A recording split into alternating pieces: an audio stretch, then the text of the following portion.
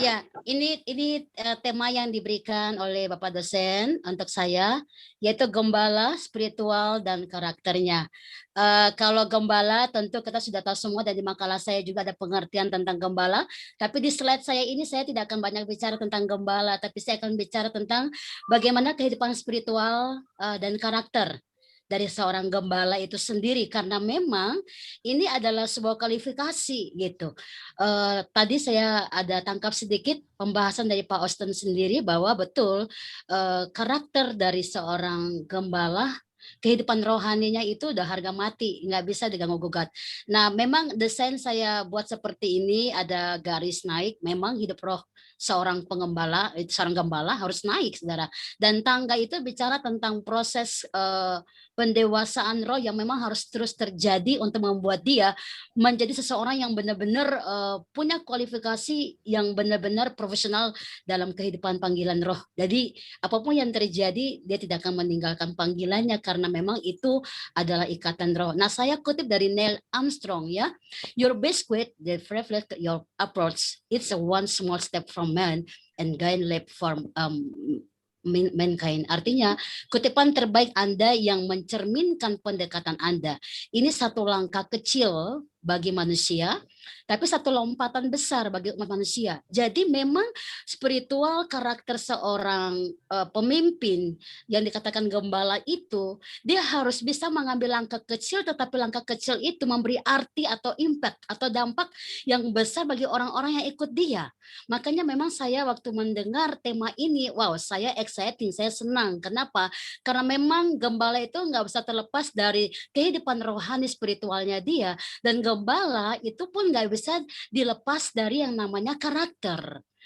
Jadi betul tadi ada sedikit pembahasan dari Pak Austin dari makalah beliau tentang gembala upahan. Di sini kita nggak bisa mengambil bagian dari gembala upahan, nggak bisa. Kita harus panggil dan membuat diri kita ada dalam panggilan roh, di mana hidup roh kita, karakter kita dari small thing, dari hal-hal yang kecil, pemikiran yang kecil, tetapi memberi dampak yang besar. Dan saya percaya bahwa di dalam roh, dalam hidup kita, hal-hal kecil itu adalah sebuah kalimat yang sederhana, tapi itu memberikan dorongan spirit bagi orang-orang yang ada di sekitar kita. Nah, gembala adalah figur yang dicontohi, itu sudah nyata ya. Saya singkat sedikit untuk hal ini. Gembala adalah figur yang dicontohi ya. Kalau kita tahu artis, ada orang anak-anak muda ya, jemaat-jemaat kita yang remaja suka membuat poster-poster yang dipasang di kamar karena dia memfigurkan seorang artis itu.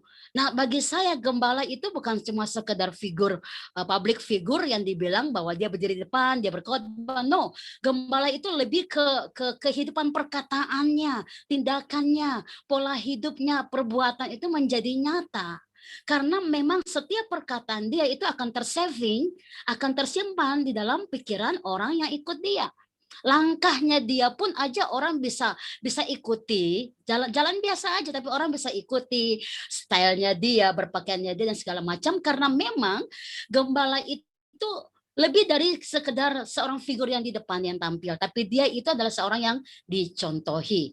Nah, spiritual seorang gembala harus pertama, ini checkpoint yang paling penting. Rumah tangga, kehidupan pernikahan pemimpin ini harus menjadi landasan kehidupan rumah tangga sebagai contoh kehidupan rohani yang nyata. Gak mungkin seorang gembala berkata atau bahkan dia memberikan persyaratan pernikahan atau persiapan untuk menikah atau dia menikahkan seseorang, tapi kehidupan percontohan pernikahan pemimpin sebagai seorang pemimpin itu dia gak lakukan, itu gak mungkin banget. Kenapa? Karena itulah kenapa hal yang pertama yang saya cek di sini spiritual seorang gembala itu rumah tangga, kehidupan pernikahan pemimpin itu sendiri. Karena itu adalah bagian paling penting gitu. Kalau dalam rumah tangganya yang ada kebun-kebun binatang, bukan kebun sorgawi, ini perlu dicek, saudara. Kalau yang ada piring-piring terbang dan bukan satu kenyamanan untuk orang hidup dengan dia, ini perlu dicek. Dan masih banyak hal lagi. Nah, yang kedua, ketajaman membedakan roh penting banget. Ini bukan bicara ngeroh, saudara, tapi hidup panggilan seorang gembala, memang dia harus tinggal dalam kehidupan pimpinan roh. Pimpinan roh itu membuat dia untuk bisa membedakan Ini apa? Apa yang sedang terjadi? Ini paling penting sekali. Nah, di hari-hari ini kita tahu banyak persoalan kejadian yang terjadi. Ya, ini jangan sampai kita punya standar rohani malah berkurang. Oleh karena melihat kenyataan-kenyataan yang terjadi, kita malah lebih banyak mungkin di rumah kita sudah nggak bisa lagi untuk buat satu pendebrakan-pendebrakan roh, visi-visi roh yang tajam yang dulu Tuhan kasih. Oleh karena situasi kondisi begini, kita malah lebih banyak justru diam dan banyak nonton dan bla bla bla. Sebenarnya ini paling penting, ini hal yang sangat-sangat mendasar. Bagaimana spiritual seorang gembala itu harus tajam dalam membedakan roh yang memang sedang terjadi. Kalau iman rohnya mulai redup, nah ini dia tidak akan pernah bisa memberikan impartasi roh. Sementara jemaat-jemaat kita itu ada yang punya rohani bagus dewasa, ada yang sedang, ada yang masih bayi-bayi rohani.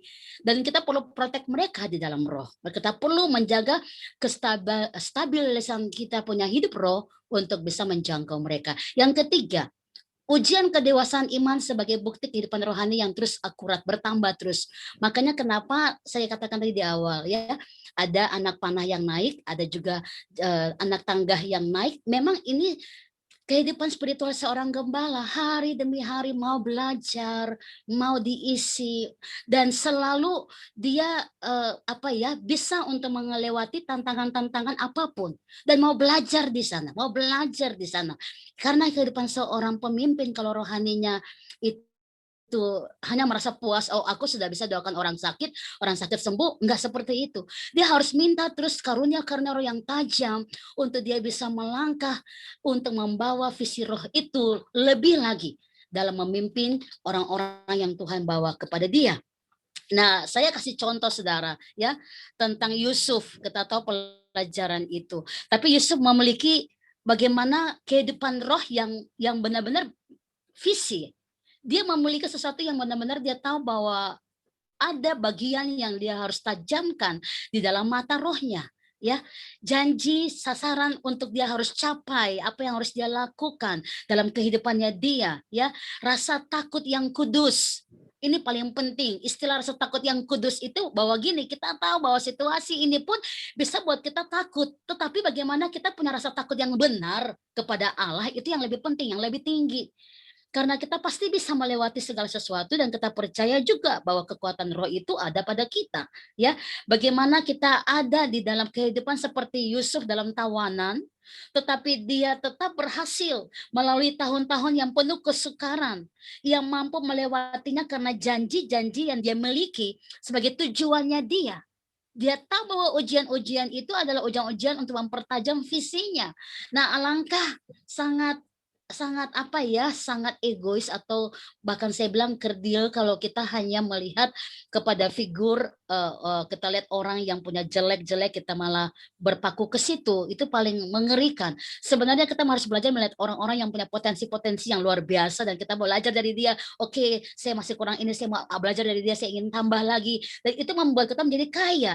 Dan tanpa sadar itu sebenarnya terdorong untuk sebuah visi-visi yang lebih besar lagi yang akan terjadi. Jadi 3 poin ini saya akan membuat saudara untuk mengerti bahwa saya juga belajar, kita juga belajar sama-sama bahwa hidup rumah tangga ini adalah dasar penting kehidupan spiritual seorang gembala. Kenapa? Karena suami istri ya harus saling mempertajamkan, saling membangun, saling terus memahat hidup kita masing-masing, ego kita untuk menjadi satu supaya menjadi bagian penting untuk jadi contoh bagi orang lain. Dan belajar untuk ketajaman membedakan roh, apa yang harus kita alami, kita lakukan dalam hidup roh itu bagian penting. Dan ujian-ujian kedewasaan itu perlu terjadi untuk kita bisa melihat bagaimana visi Allah itu tergenapi dan lebih tajam lagi untuk kita bisa menggapainya. Nah, ini yang saya lihat dalam kitab Hosea 4 ayat yang ke-9 ya. Saya membacakan ayat ini buat kita ya. Hosea pasal yang keempat.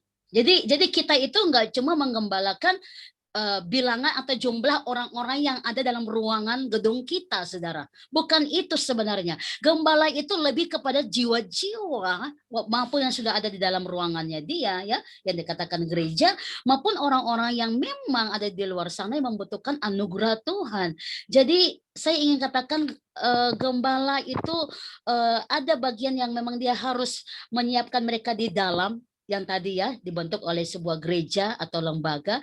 Tetapi gembala yang memang kita tahu panggilan roh, saya percaya kita nggak terbatas oleh ruangan, oleh karena denominasi gereja, tapi kita akan terus maju untuk melangkah karena kita tahu siapa diri kita.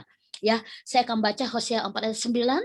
Maka seperti nasib rakyat, demikianlah nasib imam. Aku akan menghukum dia karena tindakan-tindakannya, dan aku akan membalaskan perbuatan-perbuatannya kepadanya. Ini satu hal yang saya waktu baca ayat ini, saya mengerti bahwa kita itu nggak cuma mengembalakan orang yang datang sama kita. No, tapi kita itu harus bisa keluar, mencari yang terhilang, dan memberikan mereka makan makanan roh. Gembala yang bukan cuma sekedar terikat oleh karena lembaga, oleh karena gereja, oleh karena sebuah bangunan, tapi gembala itu is your heart, hati kita untuk menjangkau yang tak terjangkau. Nah, kondisi suatu bangsa itu berkaitan langsung dengan kondisi gereja di dalam bangsa tersebut. Dan kondisi gereja berkaitan langsung dengan kondisi para hamba-hamba Tuhannya. Seorang hamba Tuhan memiliki kuasa untuk mengarahkan umatnya karena kebenaran. Tatkala satu bangsa murtad atau mundur dari Tuhan, hal tersebut sesungguhnya akibat dari pekerjaan seorang imam yang telah menurunkan standar ilahi, standar Allah. Ya, kita bisa lihat dalam kitab-kitab yang saya sudah sharekan di dalam slide ini. Karena ini adalah hal yang penting, saudara. Ini hal yang penting. Saya belajar menjadi seorang hamba Tuhan yang bukan karena diangkat oleh gereja, oleh lembaga, tapi saya belajar untuk menjadi seorang yang dipercaya oleh Tuhan. Dengan sikap, perbuatan hidup saya, langkah saya, apa yang saya harus lakukan. Dan saya berusaha untuk menempelkan diri saya kepada orang-orang yang bisa memberikan influence, perubahan-perubahan hidup yang hebat dalam roh saya, untuk saya bisa belajar banyak dari mereka. Ini paling penting, saudara, untuk kita bisa melihat bahwa visi Allah itu terus terjadi dalam roh kita. Nah, saya berikan contoh seperti ini. Permukaan air sebuah sungai tidak dapat naik lebih tinggi daripada sumbernya. Dan demikian juga sebuah jemaat tidak dapat meningkat melebihi gembala sidang yang memimpin mereka. Seorang hamba Tuhan yang memiliki visi yang terbatas, ya saudara, akan menghasilkan sebuah jemaat yang visinya juga terbatas.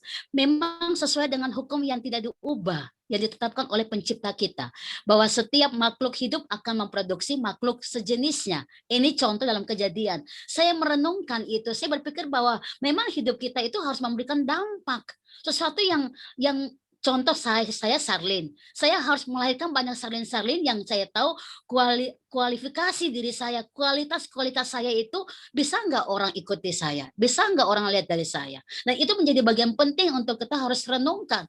Adakah orang yang kita sudah siapkan nanti saat kita dipanggil Tuhan semuanya, tentunya ya ada waktunya Tuhan, tapi bisakah kita melahirkan orang-orang yang memang kita sudah tahu bahwa mereka akan melahirkan hidup roh yang berkelanjutan untuk generasi-generasi seterusnya.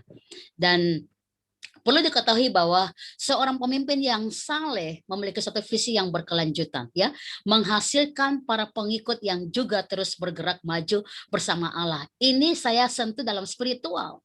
Makanya orang yang tinggal di dalam roh, saya percaya roh itu nggak pernah diam, bergerak sehingga membukakan dia mata roh, visi-visi roh yang lebih besar lagi, sehingga maju dan dia maju, nggak ada ketakutan. Walaupun banyak tantangan, tapi saya ingat sekali firman Tuhan dalam 2 Korintus pasal yang ke-16 ayat yang ke-9, ya.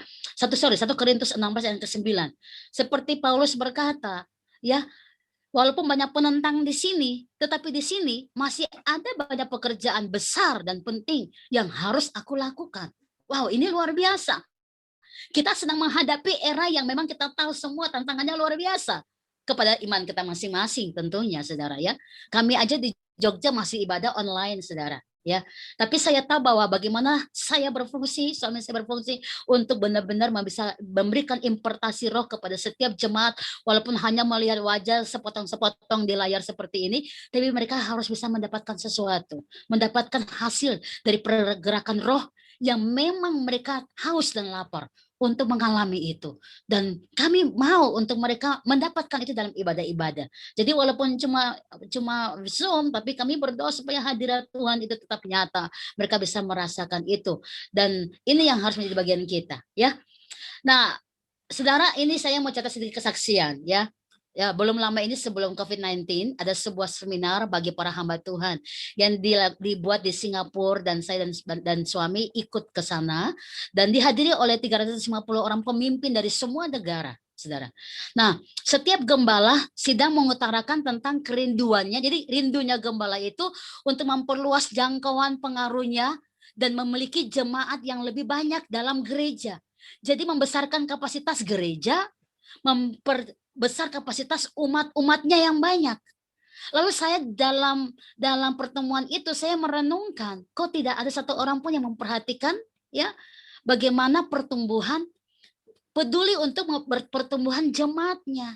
Jadi bukan cuma kuantitas, tetapi kualitas jemaat.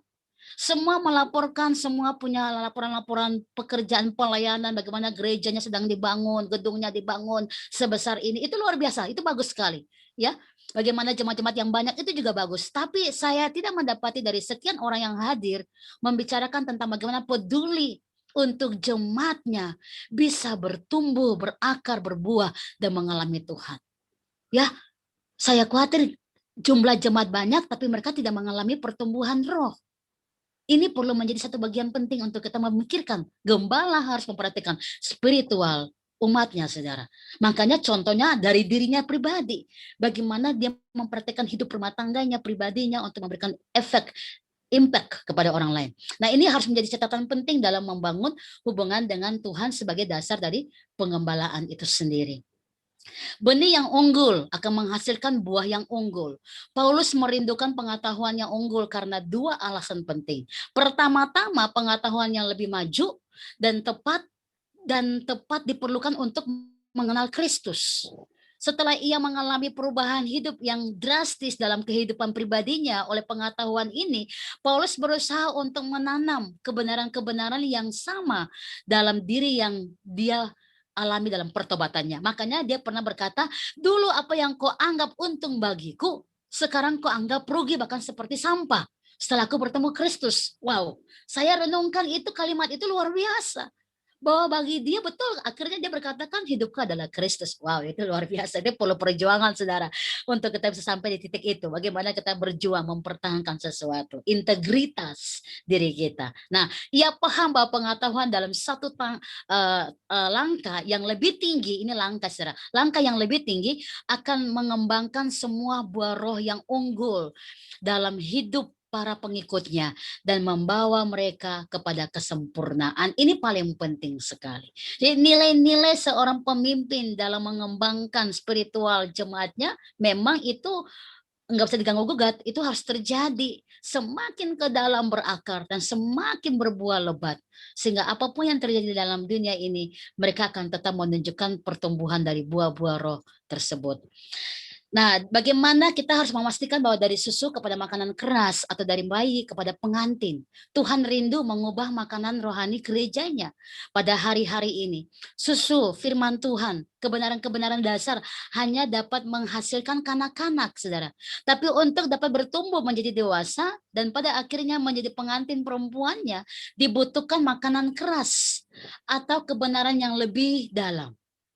Jadi betul kita perlu belajar terus, baca banyak buku rohani, buku-buku dari luar, dari dalam untuk mengasah pengetahuan kita tentang kebenaran-kebenaran, apa yang menjadi bagian roh kita yang penting untuk harus kita ambil. Jika dalam sebuah ibadah, ya, contoh, saya kasih contoh lagi, ada altar call dan ada banyak orang angkat tangan untuk mau menerima anugerah keselamatan. Itu berarti gembala harus siap memberi susu pada bayi-bayi yang baru lahir ini, dan mereka sangat membutuhkan perawatan dan perhatian khusus untuk pertumbuhan menjadi dewasa. Sebab itu, kalau kita tidak mengajar mereka dengan baik dan membuat mereka berakar serta tertanam dalam kebenaran, bagian besar dari mereka tidak akan mengerti dan kembali kepada dunia mereka. Hal ini mungkin saya contohkan sama seperti episode waktu Lukas 5 ayat 4-6. Ketika murid-murid Yesus masih muda, ya, mereka melemparkan jala mereka ke laut dan mengangkat sejumlah besar ikan, tapi kemudian jala mereka koyak. Kadang-kadang kita nggak mengerti bahwa saat kita mau orang banyak datang sama kita, sama dalam gereja kita, maksudnya dalam gereja kita, tapi kenyataannya kita nggak punya kesiapan roh. untuk bisa memberi makan mereka sesuai dengan kebutuhan mereka. Gitu saudara ya. Jadi kita harus melihat juga kapasitas diri kita untuk supaya apa?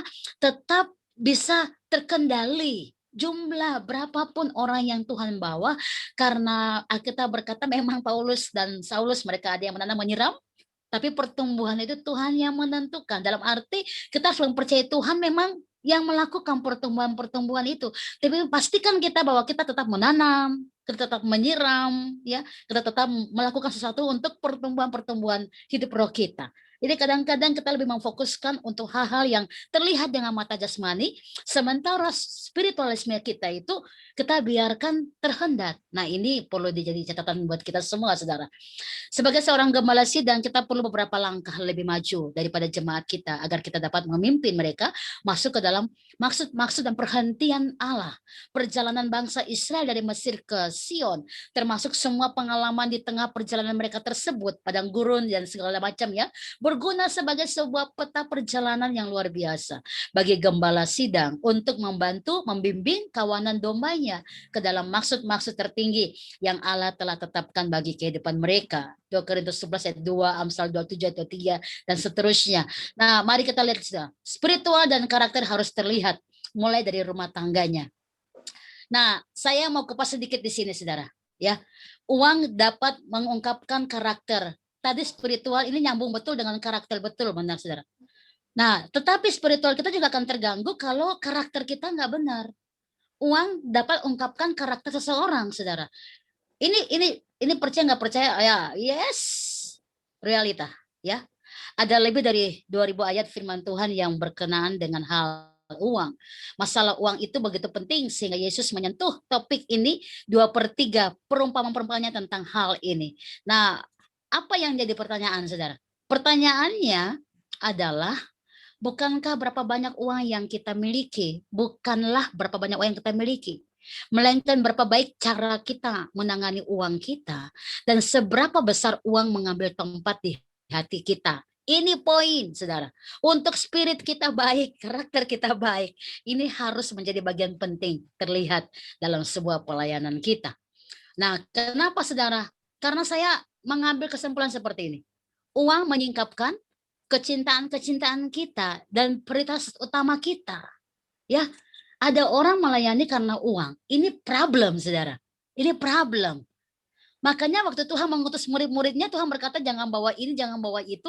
Kenapa? Tuhan ingin bilang kalau kamu pergi, kamu akan melihat banyak sekali mujizat yang aku buat kepadamu. Itu luar biasa sekali. Itu luar biasa. Waktu Tuhan mengutus murid-muridnya, dia berkata jangan bawa ini, jangan bawa itu, ya saudara. Dia sedang bilang begini, kamu pergi, aku yang mengutus, kamu akan melihat banyak sekali mujizat yang terjadi. Yang kedua, apakah kita memiliki hati nurani yang baik? Ya, karena uang, saudara ya. Karena uang juga kita bisa sampai memilah-milah mana jemaat yang kita hormati, mana yang tidak. Oh my God, saya percaya semua nggak terjadi dengan kita. Haleluya.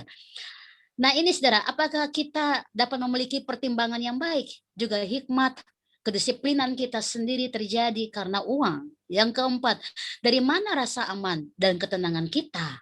Apakah uang buat kita tenang dan kita semakin semangat melayani kalau ada uang dan bla bla bla bla bla. Yang kelima, apakah kita orang beriman akhirnya dari sebuah pelayanan panggilan roh kita?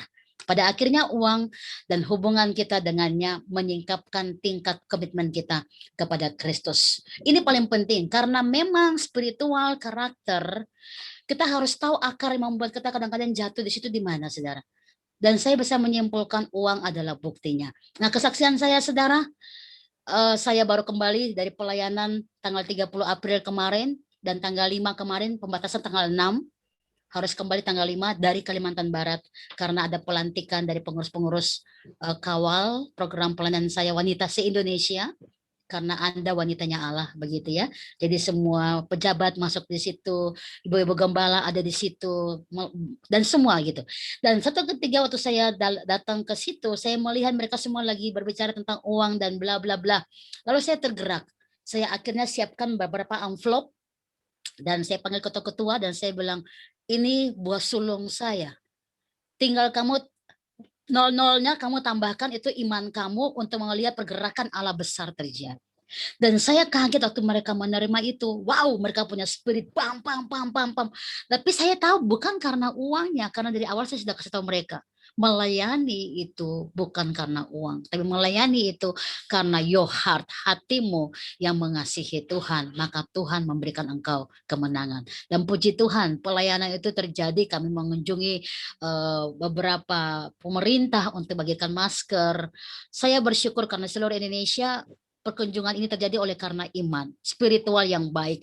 Saya tahu kalau saya punya spirit nggak benar pun pekerjaan roh ini tidak akan terjadi sampai sejauh ini. Ini pengalaman roh yang sedang saya lihat dari hidup saya sendiri, saudara. Jadi apa yang saya tulis ini dari perjumpaan saya dengan Tuhan. Bagaimana pengalaman-pengalaman saya dan tentu beberapa buku yang saya juga pegang. Di dalam makalah saya sudah menulis itu, bagaimana footnote-footnote yang ada. Dan saya percaya bahwa saudara mengerti panggilan roh kita itu harus murni dan semua teruji dari satu kata, uang. Supaya karakter kita baik, roh kita baik, mari fokuskan diri untuk percaya. Tuhan yang panggil, Tuhan memilih, dia akan memberkati kita. Haleluya, God bless you all. Terima kasih Bapak dosen. Baik, puji Tuhan, terima kasih Ibu Sarlen dari Jogja, presentasi yang luar biasa, bukan saja teori tapi juga menjadi satu pengalaman hidup. Memang apa yang kita kerjakan itu adalah program Allah, karena Tuhan yang menaruh di hati dan pikiran kita, sehingga kita melangkah sesuai apa yang Tuhan mau. Luar biasa. Baik, saya serahkan kepada teman-teman, waktu mungkin ada yang saya mau bertanya. Ya, silakan Ibu Deborah, silakan. Bagaimana dengan gembala sidang yang belum menikah? Apalagi misalnya dia seorang perempuan, usia sudah tinggi sampai 45 atau 50. Karena kan tadi dikatakan betapa penting dan pengaruh dari rumah tangga kepada gereja. Ya, seperti apa menurut Ibu? Ya, Bu Deborah, saya jawab ya. Ibu, saya merintis itu saya belum menikah. Jadi ini pengalaman pribadi saya. Saya merintis itu saya belum menikah. Saya masih bujang. Saya masih kerja di bisnis saya dan Tuhan panggil saya untuk merintis. Jadi saya bisa lihat bahwa kalau pelayanan itu panggilan gembala itu bukan cuma karena kita sudah menikah atau belum menikah gitu. Panggilan gembala itu kembali ke kita. Kenapa saya cerita soalnya saudara? Waktu saya diminta untuk mengembalakan, saya tahu saya belum menikah, jadi saya tolak. Nah, saya punya gembala sidang itu tinggal di Singapura, Gereja Cornerstone Community Church di Singapura. Itu gembala saya. Dan beliau undang saya datang ke Singapura dan saya masih menolak untuk jadi gembala karena saya tahu saya nggak punya kapasitas, saya nggak punya pengalaman, saya hanya businesswoman, saya bukan seorang pengembala gitu. Jadi saya tetap tolak. Tapi ini yang terjadi dalam roh, beliau melihat sebelum saya berangkat kembali ke Jogja, beliau melihat bahwa tangan Tuhan turun kepada saya dan betul itu mimpi saya melihat tangan Tuhan turun kepada saya dan Tuhan berkata pergilah beritakan Injil sampai ke bangsa-bangsa. Saya bangun dan sebelum ke airport saya bertemu dengan beliau, saya bicara tentang apa yang saya mimpi dan dia bilang Tuhan sudah pilih kamu, pulanglah dan kamu hanya memberi hatimu dan Tuhan akan siapkan kamu. Dan betul akhirnya Tuhan bawa orang-orang untuk bangun sinode, untuk membantu saya dalam hal dalam ini. Dan saya tahu bahwa kalau Tuhan panggil kita, betul dia persiapkan kita dengan orang-orang yang tepat supaya visi roh itu terjadi. Nah, saya 4 tahun merintis, baru saya menikah dengan suami saya. Nah, lalu jadi, bagaimana ketika hamba Tuhan yang belum menikah ini menikahkan orang? Jadi impartasi atau pengalamannya kan tentunya belum ada sama dia. Tadi kan iya, Ibu bilang Bu. di awal, tadinya Ibu bilang di awal bagaimana kita bisa membimbing orang yang mau menikah sementara kita belum menjadi contoh dulu dalam menikah, dalam kehidupan pernikahan kita. Oke, Bu. Jadi begini, Bu, saya melihat begini, pengalaman lagi ke saya pribadi. Persoalan importasi, Ibu harus tahu dulu, itu punya Tuhan. Spirit itu bukan punya kita, bukan punya saya, itu punya Tuhan. Betul, dalam pengalaman-pengalaman akhirnya saya belum tahu bagaimana cara bimbing mereka, tapi kembali lagi, Spirit, Roh Allah itu yang mengajar.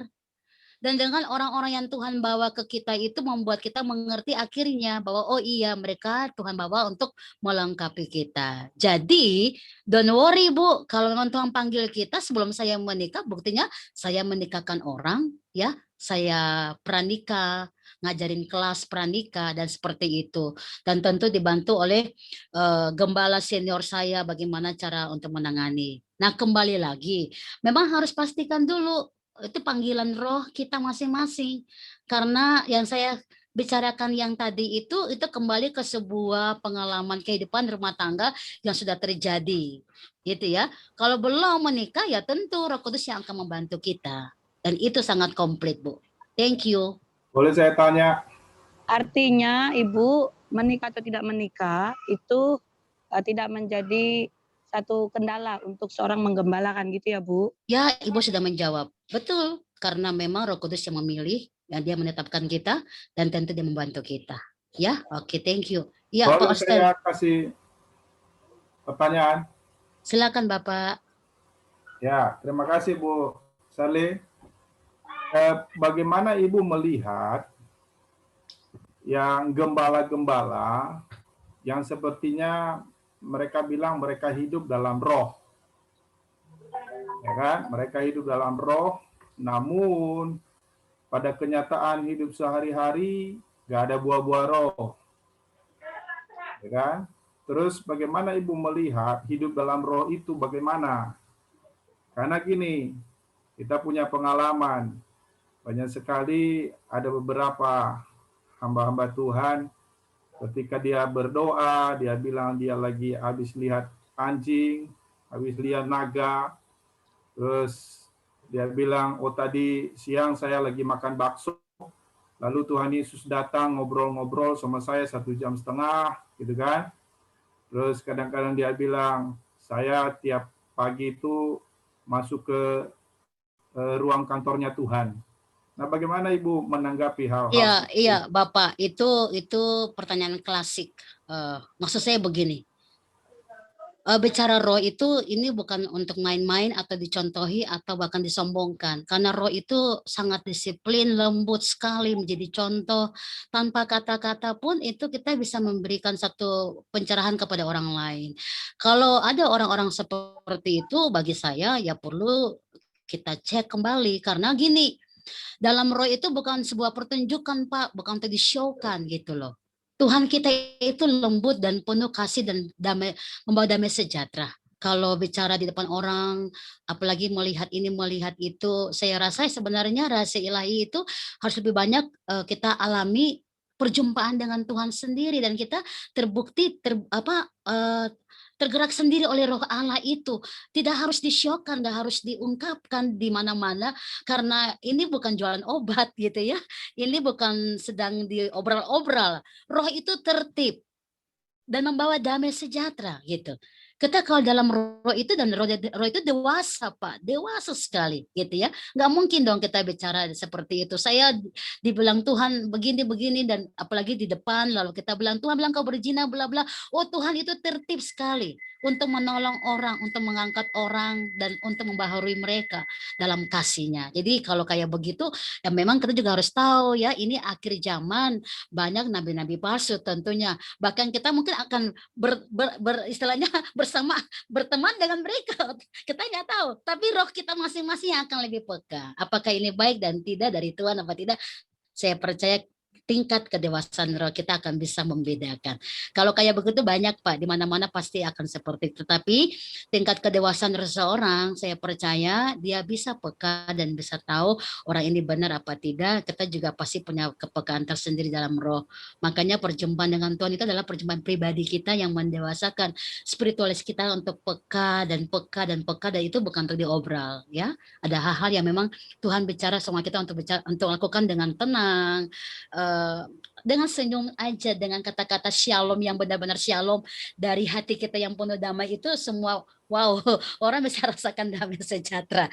Saya mau kesaksian, contoh waktu kami ke Singkawang kemarin, Ibu Wali Kota Chai Te Mei itu adalah dia Buddha, tapi dia minta Pastor Salin tolong doakan saya. Saudara, seorang Buddha, wali kota Buddha minta saya doakan.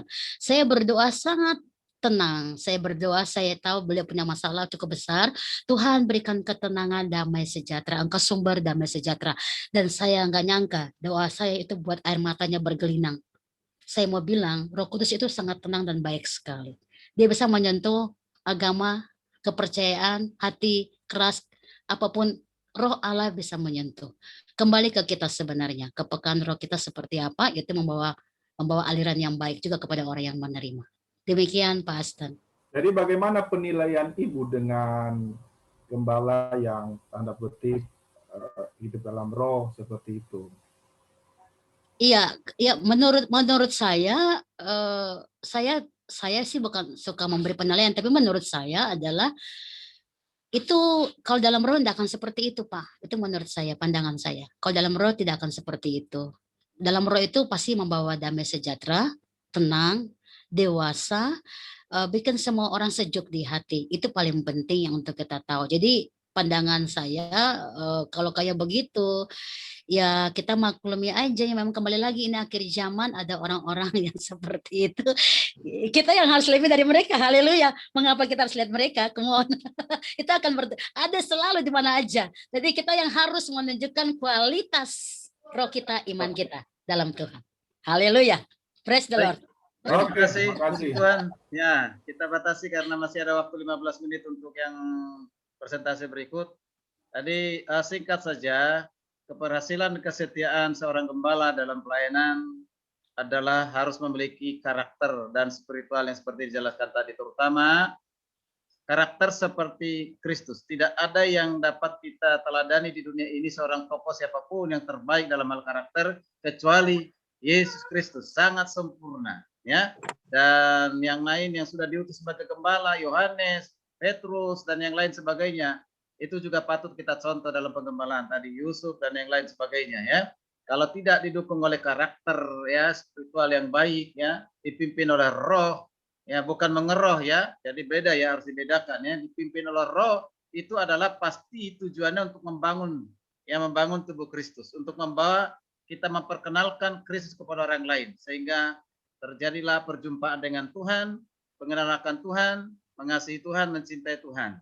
Itu kalau dipimpin oleh roh. Seperti tadi beberapa kesaksian dari Ibu, ya, kalau datangnya dari Tuhan itu pasti membawa damai sejahtera, bukan untuk mempromosikan diri, ya, mengenal Tuhan dengan apa, mengatakan naik turun surga misalnya, kan, ya, udah berapa kali naik, kalau naik ke surga saya nggak mau lagi turun ke dunia, di surga saja, kan, gitu, ya. Ataupun mungkin tadi ya melihat dalam bentuk roh seperti ini. Kalau saya sendiri secara pribadi kurang percaya dengan hal-hal yang demikian. Bila lihat aja hasilnya, buahnya, itu buahnya berdampak nggak? Bawa jiwa baru nggak? Bagaimana kehidupan keluarganya?